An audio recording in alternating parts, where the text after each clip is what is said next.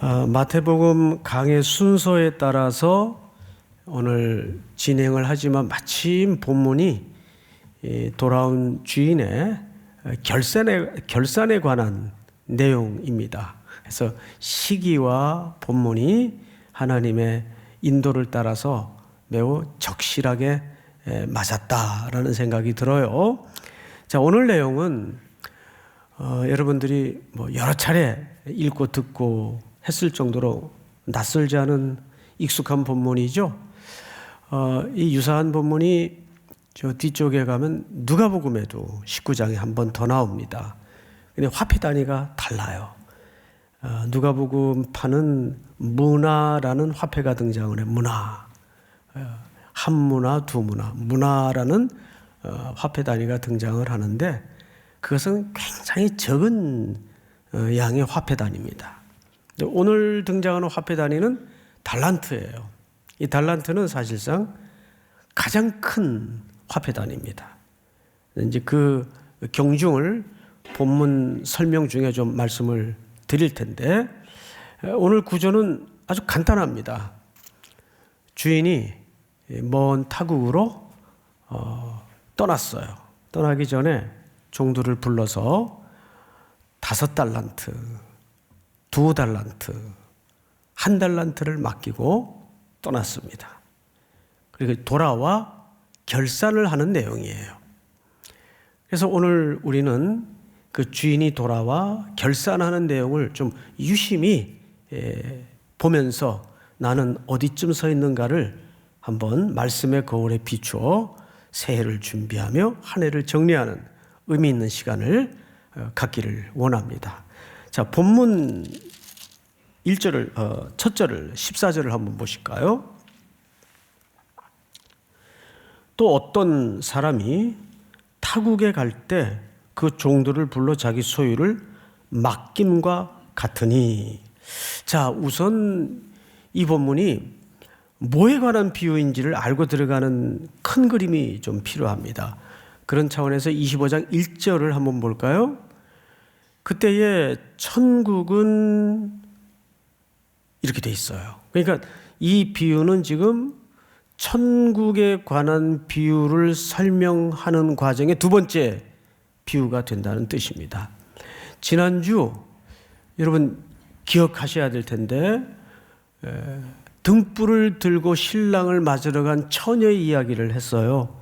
처녀 수가 몇 명의 처녀였죠? 10명. 그런데 한 그룹은 5처녀는 신랑을 맞이하여 집안에 같이 들어가 잔치에 참여할 수 있었지만 나머지 5처녀는 기름을 급하게 사러 가는 사이에 문이 닫히는 바람에 그 집안의 가족들과 함께하지 못하는 비운을 맞게 됩니다. 그러면서 그 본문이 이렇게 끝이 났었어요. 깨어있으라. 그래서 우리는 이것을 지난주까지만 해도 물리적인 잠으로 이해를 했습니다. 여러분 5명만 졸았던 게 아니고 10명이 다 졸았어요. 졸은 이유는 신랑이 예상보다 늦게 왔기 때문에. 그리고 신랑이 온다 소리가 나니까 10명이 또 동시에 다 깼어요. 근데 문제는 잠을 잤느냐 깼느냐에서 갈라지지 않았죠.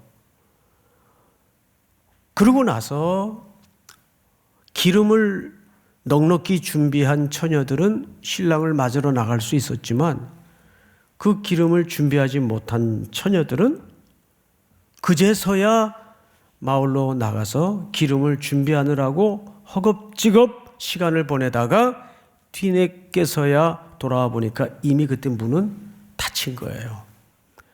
그러면 깨어있다는 말이 물리적인 잠을 얘기하는 게 아니라는 사실을 우리가 알게 되었어요.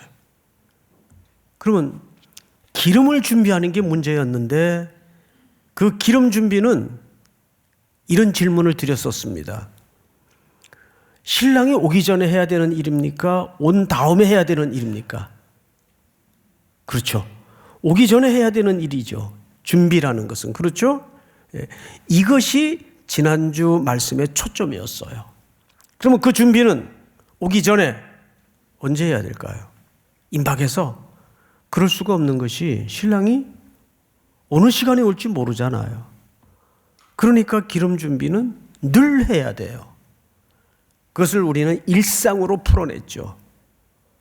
오늘이라는, 지금이라는, 현재라는 일상 속에서 우리가 그 기름 준비를 늘 자기의 삶의 자리에서 어떻게 해야 될 것인가.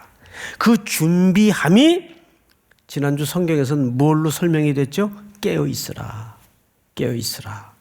그리고 오늘 이야기는 그 다음에 최종적 결말에 대해서 설명을 하고자 하는 겁니다. 최종적 결말.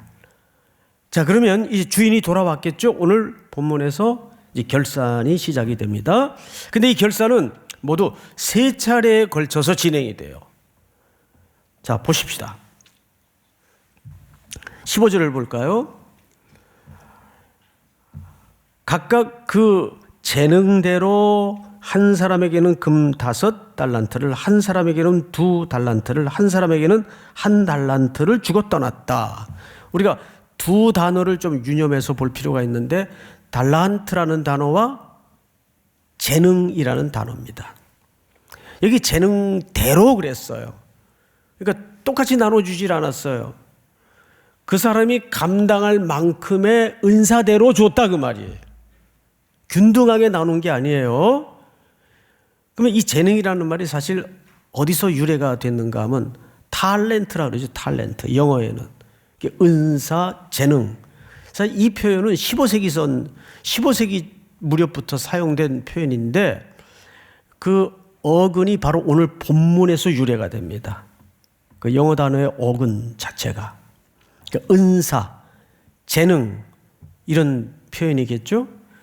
근데 이 주인이 똑같이 나눠준 게 아니에요. 재능대로 나눠줬어요. 여기서 우리가 삶의 태도에 대해서 좀 수정할 부분이 너무 많죠. 그런 생각을 해봤네요. 만약에 하나님께서 우리를 창조하실 때 전부 똑같이 생기게 했고 성격도 똑같이 만들었고 스타일도 똑같이 만들었다면 이 세상이 얼마나 심심했을까, 얼마나 지루했을까. 일란성 쌍둥이도 다르잖아요. 그러니까 세상을 하나님이 참 재미있게 만들었어요. 키 큰 사람, 키 작은 사람, 적당한 사람, 찐 사람, 빠진 사람, 뭐 이걸 좋아하는 사람, 저걸 좋아하는 사람. 같은 배에서 태어났는데도 어쩜 그렇게 다른지 몰라요. 우리 집 애들도 그렇고 저희 형제들도 그렇고. 저는 사남매인데 사남매가 누구 하나 서로 닮은 데가 없어요. 성격도 다 제각각이고 서로가 의심하면서 살았어요. 쟤는 주소온 애가 아닐까 싶을 정도로. 자, 오늘 주인도 종들을 불러서 주인이 딱 판단해가지고 재능대로 맡긴 거예요. 자, 성경을 보십시다. 근데 이 달란트라는 이 당시 화폐인데 이 화폐의 가치가 어느 정도인지 잘 모르시겠죠. 성경에 등장하는 화폐 단위로는 가장 큰 화폐 단위인데 1달란트가 6,000데나리온입니다. 그러면 6,000데나리온은 어느 정도 분량이냐? 당시 일반 노동자들이 안 쓰고 안 먹고 모아서 벌어야 되는데 20년을 그렇게 모아야 되는 돈이에요. 그러니까 1달란트의 분량이 어마어마한 큰 분량이고 액수인 것이죠. 그러니까 5달란트, 2달란트, 1달란트라도 사실 어마어마한 소유를 주인이 맡기고 간 거예요. 자, 그렇다면 성경을 또 보십시다.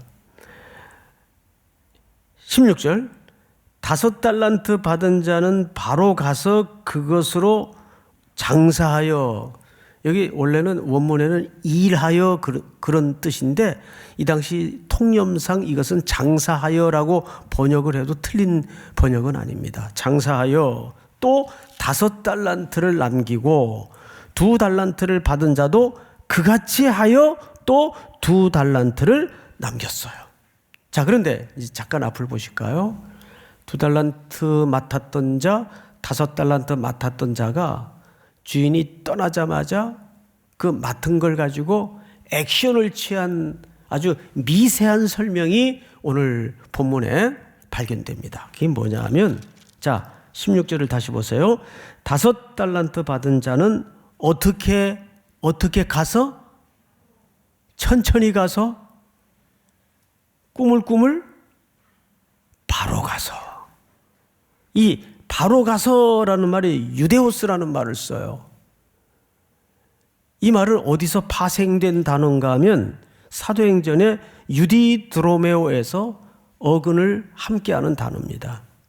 자, 그 말이 무슨 뜻인지 한번 우리 사도행전을 보면서 설명을 좀 듣도록 하십시다. 바울이 그 환상을 보았을 때 우리가 곧 마게도냐로 떠나기를 힘쓰니 이는 하나님이 저 사람들에게 복음을 전하라고 우리를 부르신 줄로 뭐함이로라? 인정함이로라. 자, 이 배경은 이렇습니다. 바울은 아시아 선교가 너무너무 잘 되니까 자꾸 자기는 그쪽으로 가야 되겠다고 모든 행선지의 방향을 결정하고 틀었어요. 그런데 아시는 것처럼 사도행전 16장을 유심히 보시면 그 선교가 사람도 늘어나고 교회도 건강히 서가고 잘 되고 있는 건 맞는데 성령께서 몇 번이나 나타나셨어요?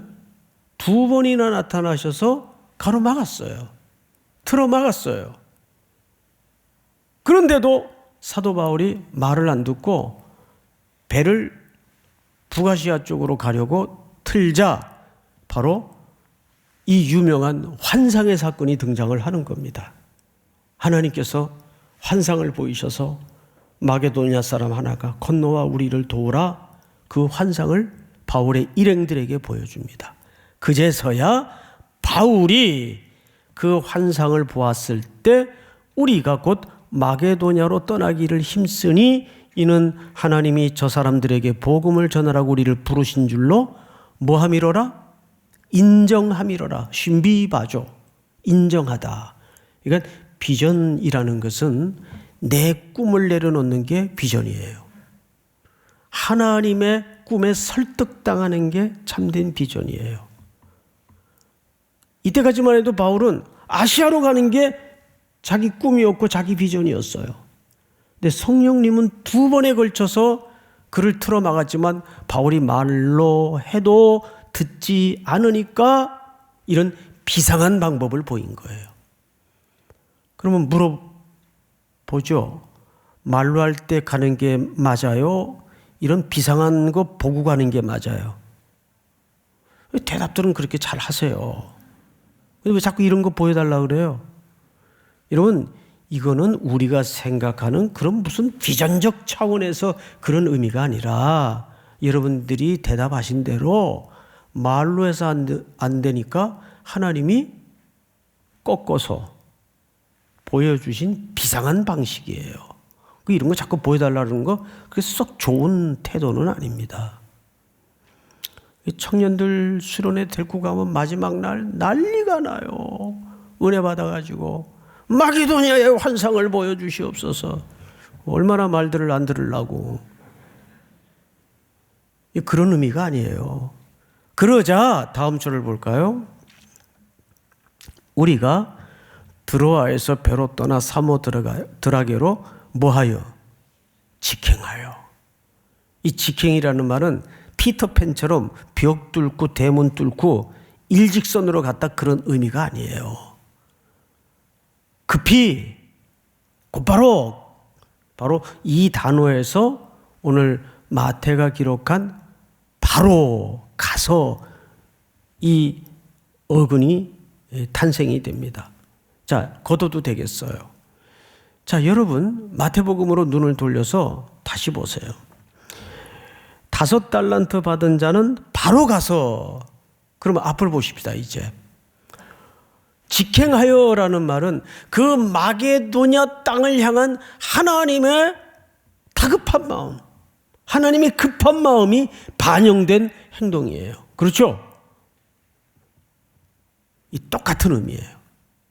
바로 가서라는 말은, 아니 주인이 떠나자마자 어떻게 바로 가서 장사를 할 수 있었을까? 이게 이제 오늘 우리가 평소에 놓치고 지나쳤던, 저도 이 부분을 놓치고 본문을 수없이 읽었어요. 그런데 이 종들이 바로 가서 장사를 할 수 있었다는 말은 주인의 뜻을, 주인의 마음을 평소에 알고 있었다는 얘기입니까? 모르고 있었다는 얘기입니까? 그렇죠. 주인의 뜻을 평소 헤아리지 못하고 준비가 없던 종들은 바로 가서 장사할 수가 없어요. 그 어마어마한 돈을 놓고, 야, 이거 어떻게 해야 되나, 뭘 해야 되나, 그제서야 잘 되는 사업 알아보고, 그제서야 시뮬레이션 해보고, 그러면 날새요. 언제 주인이 올지 알지도 못하는데 즉시 가서 그 뜻이에요. 근데 이 의미 속에는 또 이런 의미가 찾아보니까 담아져 있더라고요. 어느 장소에 배치되다. 그러니까 즉시 배치됐다 그 말이에요. 그러면 우리 군대식으로 얘기하면 훈련 안 된, 준비 안 된 병사를 그런 전선에 배치할 수 있나요? 배치 못해요. 그래서 피나는 훈련 과정을 준비를 시켜놓은 다음에 즉시 투입시킬 수 있도록 하는 거죠. 그러니까 선수들이, 좋은 선수들은 언제라도 나를 감독이 콜할 때 즉각 투입될 수 있도록 몸을 데워놓고 컨디션을 조절해놓고, 감독이 나 뭐 부르지도 않는데 탱자탱장 놀다가, 야, 너 이번 시합에 들어가. 그러면 그제서야 몸 만들려고 그러고, 그럼 그거 되겠어요, 여러분? 그거 안 되는 거예요. 우리 지난주 설교도 사실은 같은 맥락이에요. 신랑 온 다음에 기름 준비하러 갔다가 날 샜잖아요. 바로 가서. 여러분들은 어떻습니까? 바로 가서 투입될 준비가 돼 있나요? 그것은 평소의 준비를 얘기하는 거죠. 성경을 잘 보세요. 장사하여 또 5달란트를 남기고 2달란트 받은 자도 그같이 하여 또 2달란트를 남겼으되 1달란트 받은 자는 가서 땅을 파고 그 주인의 돈을 감추어 두었더니 오랜 후에 그 종들의 주인이 돌아와 그들과 이제 결산을 시작합니다. 이제 본격적인 설명이 지금부터예요. 이 결산은 3차례에 걸쳐서 진행이 돼요. 첫 번째 결산을 한번 보십시다. 20절 다 같이 시작. 5달란트 받았던 자는 5달란트를 더 가지고 와서 이르되 주인이여 내게 5달란트를 주셨는데 보소서 내가 또 5달란트를 남겼나이다. 네. 그러면 이 종은 모두 몇 달란트를 안고 주인을 맞은 겁니까? 10달란트. 어마어마한 이익을 남긴 거죠. 그러자 이제 주인이 어떤 평가를 내리는가를 눈여겨보십시다. 22절 21절 그 주인이 이르되 잘하였도다 착하고 충성된 종아 네가 적은 일에 충성하였음에 내가 많은 것을 내게 맡기리니. 여러분 무슨 일에 충성했다고 되어 있죠? 적은 일에. 아마 이 주인은 그 범위를 가늠할 수 없는 어마어마한 부자였던 것 같아요. 5달란트가 아니라 1달란트도 어마어마한데 5달란트를 지금 무슨 일에 충성했다고 평가하죠? 적은 일에 충성하였으니 내가 네게 많은 것으로 맡기고 내가 준비한 잔치에 같이 가족처럼 참여를 시켜요. 놀라운 일이죠. 여기 충성스럽다는 말은 이런 뜻입니다. 즉 믿음직하고 신뢰할 만하다, 이 뜻이에요. 믿음직하고 신뢰할 만하다. 그런데 첫 번째 종의 평가까지는 큰 이해하는데 어려운 문제가 없어요. 근데 오늘 사실 계란으로 말하면 노른자 같은 종이 두 번째 종입니다. 저도 평소에는 이 두 번째 종에 대해서 이렇게 신경 쓰게 의미를 두지 않았어요. 그런데 오늘 이 두 번째 종이 전체 의미를 가장 잘 드러내는 메시지를 담고 있어요. 두 번째 종의 태도와 평가를 한번 보십시다. 몇 절을 보시냐면 22절, 2달란트를 받았던 자도 와서 이르되 주인이여 내게 2달란트를 주셨는데 보소서 내가 또 2달란트를 남겼나이다. 우리 23절 같이 읽읍시다. 시작. 그 주인이 이르되 잘하였도다 착하고 충성된 종아 내가 적은 일에 충성하였음에 내가 많은 것을 내게 맡기리니 내 주인의 즐거움에 참여할지어다 하고. 네, 여기 특징이 뭐냐 하면 둘이 맡았던 액수는 달라요. 따라서 남겨온 이익도 같아요, 달라요? 달라요. 그런데 토시 하나 안 틀리고 주인의 칭찬에 대한 평가는 다릅니까? 같습니까? 같아요. 같아요. 여기서 우리는 아주 큰 인생의 관점에 대한, 사람의 관점에 대한 전환이 필요해요. 사람은 상대평가를 해요. 요즘 대학에도 교수님들이 골머리가 뭐냐 하면 수업을 가르치는 거는 그것도 뭐 쉬운 일은 아니지만 큰 문제가 아닌데, 늘 가르치던 내용을 가르치는 거니까 큰 문제가 아닌데, 진짜 골머리를 앓는 게 뭐냐 하면 점수 평가를 하는 게 그렇게 요즘은 어려워요. 왜? 전부 비율에 따라서 상대평가를 해야 돼요. 예를 들면 학기 지침이 나와요. 이번 학기에 A뿔은 몇 프로 이상 주어서는 안 됩니다. 여러분, 학생들 전체가 A뿔에 해당하는 수준과 실력이 될 수가 있잖아요. 그런데도 학교 지침에 따라서 10% 이상은 A뿔 주면 안 돼요. 그럼 0.001 차이라도 A뿔에 해당하는 실력인데도 불구하고 B뿔을 줘야 되고, 이게 비율제로 하기 때문에, 퍼센트지로 하기 때문에 이걸 보통 뭐라고 그러냐면 상대평가라 그래요. 상대평가가 참 어렵습니다, 여러분. 그런데 이 주인은 지금 상대평가를 한 겁니까? 절대평가를 한 겁니까? 절대평가를 한 거예요. 절대평가의 기준은 뭔지 아세요? 주인이 기준이에요. 주인의 생각과 마음이 기준이에요. 미국 학교는 절대평가를 합니다. 예를 들어서 이 학생이 초등학교 입학할 때 점수가 40점이었어요. 시험을 보니까. 그런데 그 다음 학기에 보니까 50점으로 올랐어요. 근데 또 그 다음 학기에 보니까는 60점으로 올랐어요.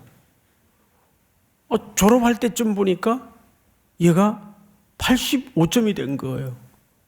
6학기를 지나는 과정에서 40점짜리가 85점이 된 거예요.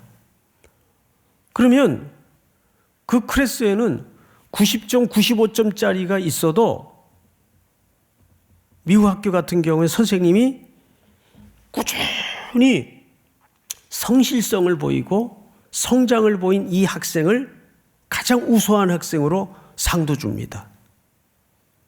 비록 85점이라도. 그건 누구의 기준이에요? 선생님의 절대평가의 기준이에요. 그러니까 하나님의 평가는 네가 2를 남겼느냐 5을 남겼느냐 얘가 더 많이 남겼네, 결과나 크기나 숫자를 가지고 그 상황을 평가하지 않아요. 그 일에, 맡겨진 일에 충성했는가 이것만 봐요. 그래서 두 종에 관련된 평가가 똑같아요.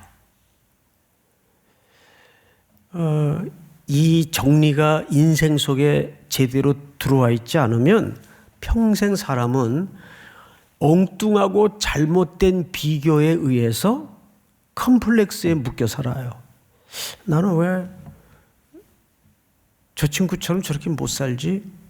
심지어는 목회자들도 그런 마음을 갖고 살 때가 있어요. 아, 나는 왜 저 목사님처럼 저렇게 좀 큰 목회 못하나? 이런 컴플렉스에 붙들려 있어요. 자유하지 못한 거죠. 계속 비교당하고 비교하고 스스로 자기를 감옥에 집어넣고 사는 거죠. 그런데 하나님의 평가는 다릅니다. 제 친구 하나는 지금 몇십 년째 강원도 오지에서 처음에는 할머니 8분 놓고 목회를 했어요. 평균 연세가 85세. 근데 어느 날 만나니까 새 가족이 한 분 들어오셨대요. 90세 넘은 할아버지 한 분이. 그 시골 형편이 그 현실이에요. 얼마나 기뻐하는지. 그래서 그런 생각이 되더라고요. 나중에 천국에 가면 하나님의 평가 앞에 경악할 일이 많이 벌어질 거다. 하나님의 평가 앞에. 원래 어려운 숙제는 실력 있는 애들에게 맡기는 거예요. 선생님은. 그런 어려운 목회 현장은 실력이 되는 목회자들에게 맡기는 거예요. 실력이 조금 모자라는 목회자들에게는 이지고잉, 쉬운 현장을 맡겨요. 실력이 안 되니까. 저 같은 사람. 그러니까 좋은 교회를 맡기는 거예요. 이거는 겸양을 떠는 게 진짜 아니에요. 여러분, 생리가 그렇잖아요. 학교 선생님은 늘 쉬운 숙제는 조금 실력이 안 되는 애들한테 이거 해와라 하고 주고, 실력이 되는 애들은 조금 버거운 숙제를 늘 맡깁니다. 그러니까 부모님들이 착각하지 말 것은 우리 애들은 속도 안 새기고 신앙생활도 잘하고 말도 잘 듣고, 그거 부모가 실력이 안 되니까 좋은 애들을 맡긴 거예요. 예? 내가 위로되라고 하는 얘기가 아니에요, 절대. 그런데 험한 애들을 맡겨놓은 부모는 실력이 되니까 그 엄마한테 맡긴 거예요. 연말에 위로 받으시기 바랍니다. 근데 조크가 아닙니다. 인생의 구조가 그렇게 돼 있어요. 자, 성경을 다시 볼까요? 몇 절을 보시냐 하면 이제 24절을 보십시다. 문제는 이 빌런이에요. 예? 24절 한번 같이 읽어볼까요? 시작. 한 달란트 받았던 자는 와서 이르되 주인이여 당신은 굳은 사람이라 심지 않은 데서 거두고 해치지 않은 데서 모으는 줄을 내가 알았으므로. 심지 않은 데서 거두고 해치지 않는 데서 모으는 줄을 내가 알았다. 이게 착취를 얘기하는 거예요.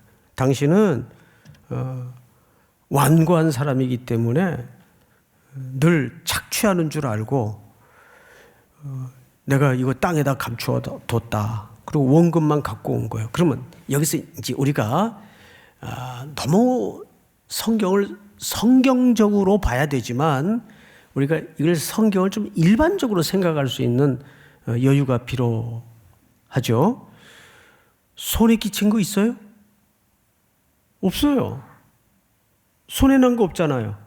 그리고 이 당시에 땅에 묻은 것은 보편적인 안전한 방법 중에 하나입니다. 그런데 손에도 안 났어요.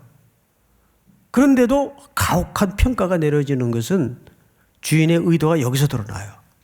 주인은 이익을 남기기를 원했어요. 그렇죠? 그런데 이것이 이 종에게만 표현이 됩니다. 왜 그럴까요?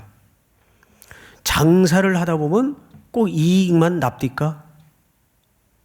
손해도 날 수 있잖아요. 주인의 초점은 이익이 초점이 아니었죠. 장사를 하는 게 초점이었어요. 장사하다 보면 손해도 볼 수 있는 거거든요. 네가 정말 그런 마음이었다면 차라리 은행에다 맡겨가지고 이익이라도 갖고 오지, 그 뜻이에요. 반어법이죠. 주인의 초점은 장사를 하는 게 초점이었어요. 맡겨진 것에 대해서 사명과 소명을 다하는 게 초점이었어요. 실질적으로 이익을 남겼느냐 남기지 않았느냐는 주인의 큰 관심사가 아니에요. 땅에 묻었던 이자에게만 유독 그 표현을 쓴 이유가 거기서 있는 겁니다. 손해보지 않으려는, 근데 그 의도가 주인을 잘못 이해했어요. 그러면 이 한 달란트 맡았던 종의 핵심 문제는 뭐예요? 주인이 어떤 분인지를 몰랐다는 거죠. 그러니까 주인과의 관계 문제예요. 성경에 보면 이런 유사한 예가 얼마나 많이 나옵니까? 열심히 주의 이름으로 귀신도 쫓아내고 능력도 행하고 했는데 나중에 보니까 난 너희들 모르겠는데 누구냐? 이렇게 된 거죠. 그럼 무슨 문제죠? 관계 문제예요. 주님과의 관계가 설정되지 않는 상태에서 하는 열심, 모든 수고는 의미 없다 그 말이에요. 이게 얼마나 무서운 얘기입니까? 향방 없는 열심. 너희가 하나님께 열심은 있으나 지식을 좇은 것이 아니니라. 그래서 우리는 오늘 이 말씀을 맺으면서 몇 가지 정리된 결론으로 한 해를 마무리할까 합니다. 첫 번째, 타국으로 떠난 주인처럼 교회와 성도들에게 사명과 감당할 자원들을 재능대로 맡기셨어요. 나는 뭐 이것도 안 되고 저것도 없어서 누구도 핑계하지 못해요. 하나님은 하나님의 관점에서 사명과 소명을 공동체에 또는 개인에게 재능대로, 은사대로 맡기셨어요. 믿으십니까? 두 번째는, 그러므로 주님이 다시 오시는 그날까지 이 땅에서 주신 주님의 사명을 나는 어떻게 감당해야 될 것인가? 이것이 오늘 말씀의 거울 앞에 한 해를 마치며 서 있는 우리의 기도 제목이어야 됩니다. 그러려면 어떻게 해야 될까요? 여러분, 앞에 두 종의 경우는 바로 가서 그 사명의 자리에 배치될 수 있었던 것은, 장사할 수 있었던 것은 뭐 때문이죠? 주인이 어떤 분인지를 정확히 알고 있었어요. 즉 하나님의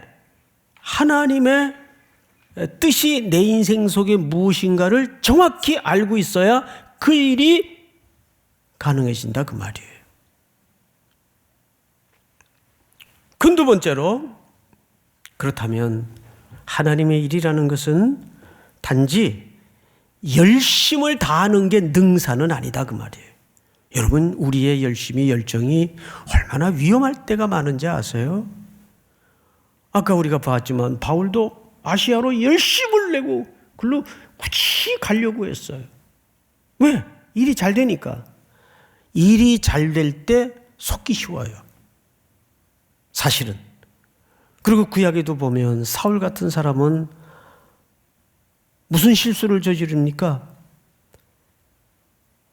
전쟁 속에 승리를 했음에도 불구하고 하나님이 전부 멸절하라 했던 그 멸절법을 어기고 일부 짐승을 남겨두죠. 그 남겨둔 이유가 뭐라 그랬다고요? 제사 지낼 때 쓰려고. 그건 기특한 생각이잖아요. 얼마나 기특해요. 그런데 항상 기특한 생각이 내 의식 속에 스물스물 올라올 때 조심해야 돼요.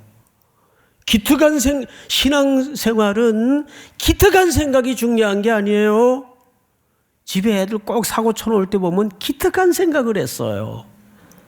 예? 그래요, 안 그래요? 집에 엄마 어디 나갔다 잠깐 돌아오면 애들이 난장판을 만들어 놨어요. 냄비 뒤집어져 있고 솥 다 태워놓고, 그러면 경악을 해가지고 애들을 이제 잡죠. 너 이놈의 자식, 이거 큰일 날라고 너 왜 그랬어? 그러면 엄마 들어오시면 피곤할까봐 밥 해놓으려고 그러다가. 기특하잖아요. 기특한 생각 하지 마세요. 인간이 하는 기특한 생각이래야 하나님이 볼 때는 쓰잘데없는 게 너무 많아요. 진짜. 예? 내가 이 정도로 악을 쓰고 얘기할 때는 내가 너무 경험을 해서 알아요. 저도 기특한 생각 어마어마하게 하고 살아요. 그런데 하나 남은 게 없어요. 기특한 생각이 중요한 게 아니에요. 이것이 하나님의 뜻과 합치하는 생각인가. 우리 교회도 보면 기특한 생각을 하는 성도들이 많아요. 제발 좀 덜 했으면 좋겠어요. 덜 했으면.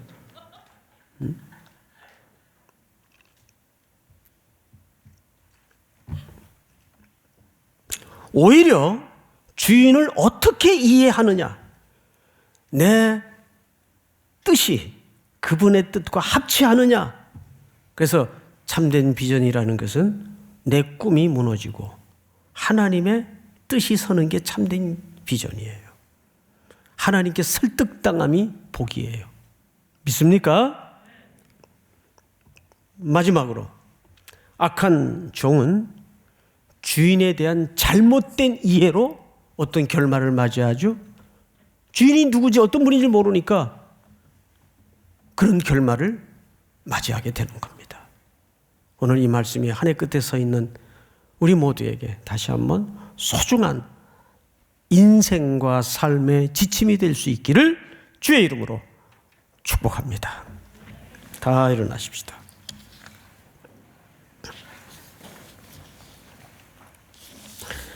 오 신실하신 주,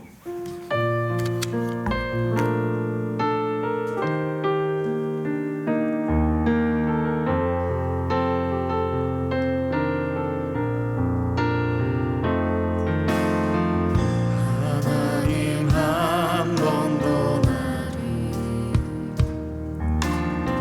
실망시킨 적 없으시고 언제나 공평과 은혜로 나를 지키셨네. 지나온 모든 세월들, 지나온 모든 세월들 돌아보아도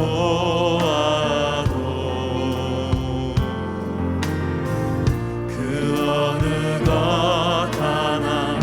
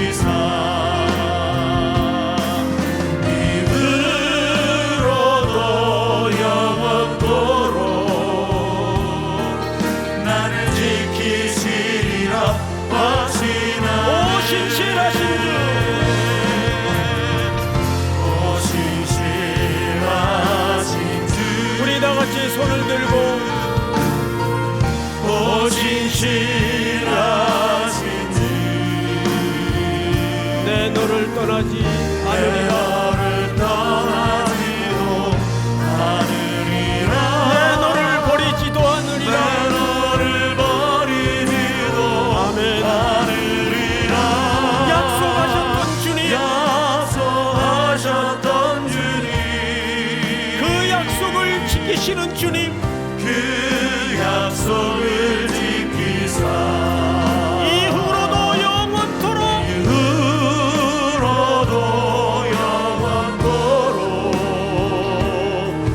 나를 지키시리라.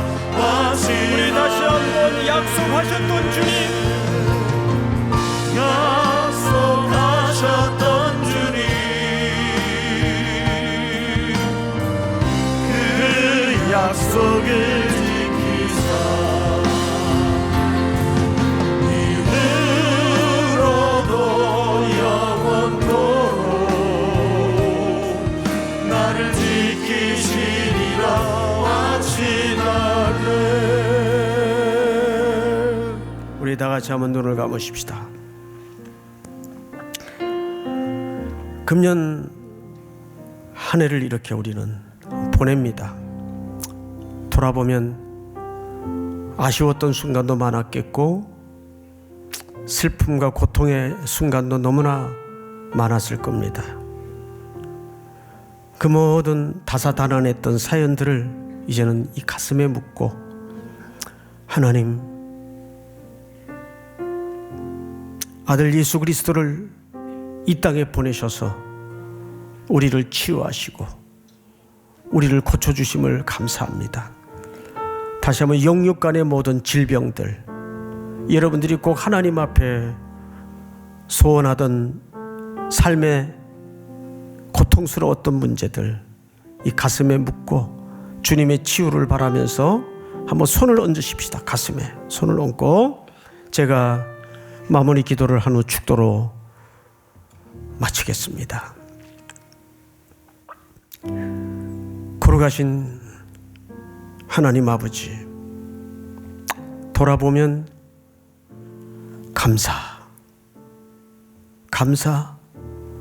감사의 언어 외엔 올려드릴 기도가 없습니다. 영광이 되어 주시옵소서. 오늘도 한 해를 마감하며 이제 저문을 나설 사랑하는 귀한 성도들의 걸음을 복되게 하시고 육 간의 모든 삶의 공고함이 회복되게 하시고 저들을 둘러싸고 있던 수많은 인생의 우겨쌈을 당하던 문제들이 예수의 이름으로 어둠의 권세가 떠나가게 하여 주시옵기를 원합니다. 치유의 역사가 저들의 일상 속에 일어나게 하여 주시옵기를 원합니다. 오늘 특별히 여러 가지 사연을 놓고 기도해 오던 모든 문제들이 하나님의 손에 붙잡혀서 하나님이 일하시는 역사가 되게 하여 주시옵소서. 지금은 우리 구주 예수 그리스도의 은혜와 하나님 아버지의 사랑과 성령님의 교통하심이 머리 숙여 경배를 드리는 사랑하고 사랑하는 귀한 3일의 청년들, 성도들 머리 위에 해외 군에 출타해 있는 가족들, 복중의 생명, 선교지의 복음의 동치들 머리 위에 영원토록 함께 있을지어다. 아멘.